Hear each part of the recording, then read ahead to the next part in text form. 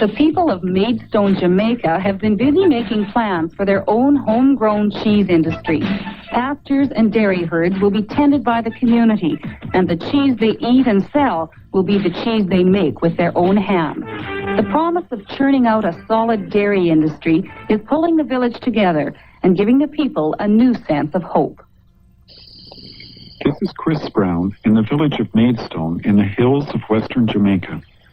It's farming country. The farms are small. Most of them are less than an acre in size.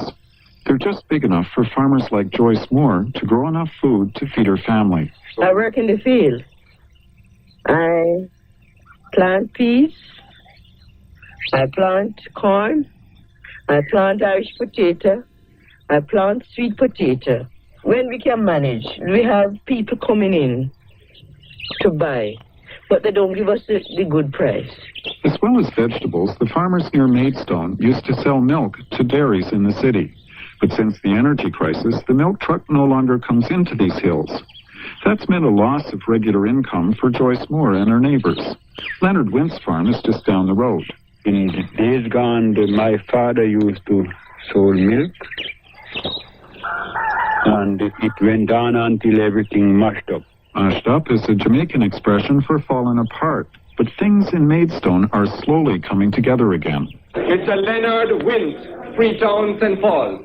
At this community ceremony, Wint and 9 other farmers are getting small loans to improve their pastures and dairy herds. The loans are part of a cheese-making business they're developing so they can sell more milk.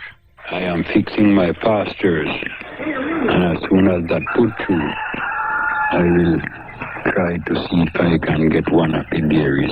The farmers started making improvements 5 years ago. That was when Lloyd Wright, who learned how to make cheese in the United States, came back home to Maidstone with a plan. The farmers gave their milk free of charge, and Wright shared his expertise. He traveled around the area giving cheese-making classes, and lots of people turned out. It's just something new. I think people were curious, whether this could really be done. I mean, we are cheese-eating people. Everybody in Jamaica eats cheese. So, I suppose curiosity to see if that thing that they eat with such regularity could actually be made in their district. Once the farmers and some of their unemployed youngsters had learned to make cheese, they then renovated 3 old buildings into small cheese plants. The farmers have done most of the work on their own, with financial backing and occasional technical help from outside agencies. The Jamaican agency is called Projects for People. Ronnie Thwaites is chairman of the board. He says the key to success is that they've been able to get Canadian help in the form of loans, equipment, and expertise without losing local control. The Canadian agencies, QSO, Oxfam, CEDA to some extent, have offered assistance with a minimum of delay, and they have allowed us to go ahead with the project without a whole lot of unnecessary flying of the flag. They have been modest in their requirements, and it has helped us greatly to know that we have partners abroad who respond to us, help us to maintain our dignity and pride, and assist us in such a worthwhile venture. Cheese is an important source of protein in Jamaica, but most of it is still imported. The Jamaican Minister of Agriculture, Anthony Johnson, says imported cheese is cheap right now because of a glut on the world market. However, the projections are that there will be, in a few years, a very severe shortage of dairy products. We are therefore interested in producing far more dairy and milk than we now do. The farmers are selling more milk, providing a cheap source of protein, and creating jobs for their children.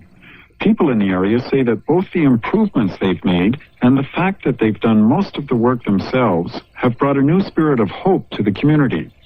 Ida Levine's been talking to her neighbors from the wicket of the Maidstone post office for 14 years. Yes, it's community spirit, the get-together spirit. Everybody, are together.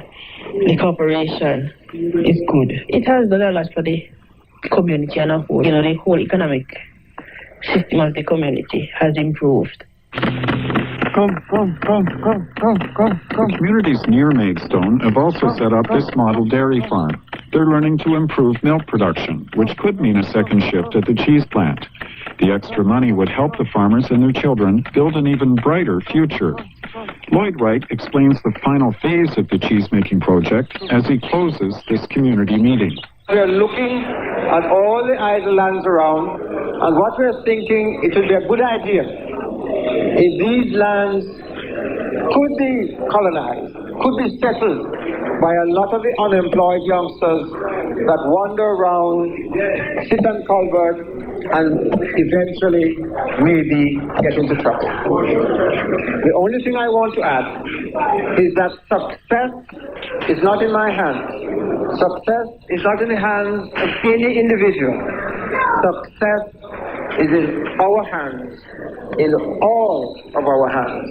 And if we work together, if we struggle together, nothing can turn us back. For the Food Show, I'm Chris Brown in Maidstone, Jamaica.